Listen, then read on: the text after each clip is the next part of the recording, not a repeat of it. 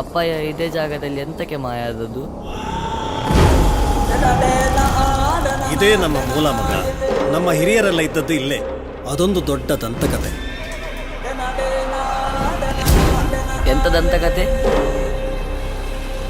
ಕಾರ್ಣಿಕದ ಕಲ್ಲ ಅಂತ. ಯಾವಾಗೆಲ್ಲ ಮನುಷ್ಯ ಧರ್ಮದ ಕಡೆಗೆ ಸಾಕ್ತಾನ, ಧರ್ಮ ಕಾಪಾಡಲಿಕ್ಕೆ ಈಶ್ವರ ದೇವರು ಗಣಗಳನ್ನು ಕಳಿಸ್ತಾನೆ ಇರ್ತಾನೆ. ಆ ಎಲ್ಲ ಗಣಗಳು ಬಂದು ನೆಲೆಸಿದ್ದು ಈ ಪುಣ್ಯ ಮಣ್ಣಿನಲ್ಲಿ.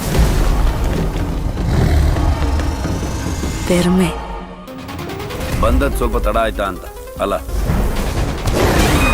ಕಾಂತಾರದ ಒಳಗೆ ಯಾವತ್ತೂ ಹೋಗ್ಬೇಡಿ ಮಕ್ಕಳೇ. ಏಯ್, ಯಾಕ ನಗುದು? ಅಲ್ಲಿ ಬ್ರಹ್ಮ ರಾಕ್ಷಸ ಇದ್ದಾನೆ.